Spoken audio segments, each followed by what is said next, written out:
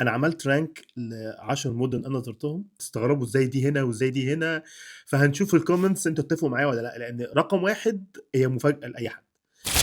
نبدأ الترقيم من رقم 10 وهي روما، طبعًا كُلّه هيستغرب إزاي روما 10 إيطاليا وبتاع، أنا طول عمري نِفْسي أزور إيطاليا، فكان لازم أزورها، بس لمّا رُحت روما أنا ما لقيتش حاجة حلوة غير الice cream والأكل، غير كده هي 10. رقم 9 دبي.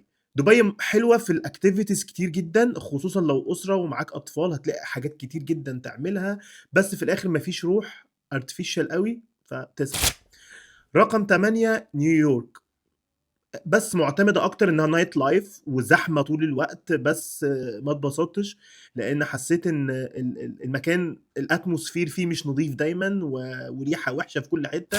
رقم 7 هي فرانكفورت Germany، هي cozy شوية، ما فيهاش حاجة كتير، فيها shopping لطيف، فيها بعض أماكن الخروج لطيفة. رقم 6 باريس، طبعًا علشان فرنسا ولازم تروح فرنسا، بس أنا ما حسيتش برضه في حاجة أوي، فيها ديزني لاند بس برضه overrated. 5 اللي هو بدأنا نخش بقى على الtop 5 هي دوسلدورف في ألمانيا، هي مدينة صغيرة بس أكبر من فرانكفورت، بس الروح فيها حلوة جدًا، أكل والشرب جميل أوي، أماكن الخروج والتصوير حلوة أوي، وفيها مباني كده شكلها مختلف، وفيها برضه الحاجات القديمة. رقم 4 لوس أنجلوس في أمريكا، طبعًا اتكلم ديزني لاند، واحدة من أحلى الديزني لاند اللي في العالم، الطبيعة هناك حلوة جدًا، هدوء، برضه في night life بس ما فيش زحمة وهوا نضيف وكل حاجة فيها حلوة أوي.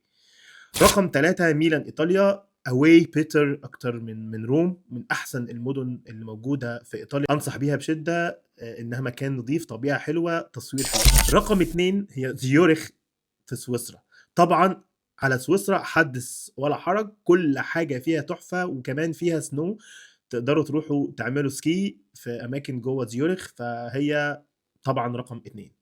رقم 1 بقى اللي ما أعتقدش إن في كتير يعرفها هي بريسبن في أستراليا. عجبني هناك أوي فكرة في أستراليا إن إحنا عندنا صيف هم عندهم شتا. هناك كل حاجة حلوة، الأكل حلو، الطبيعة حلوة، الأماكن الخروج والتصوير حلو. even الbeach area عندهم حاجة اسمها Gold Coast تحفة، يعني مكان أنصح بشدة لأي حد يقدر إنه يروح أستراليا يبدأ ببريسبن. قولوا لنا لو الترتيب ده تمام معاكم، أو لو حد زار الأماكن دي ممكن يرتبها هو إزاي. هاقول لك.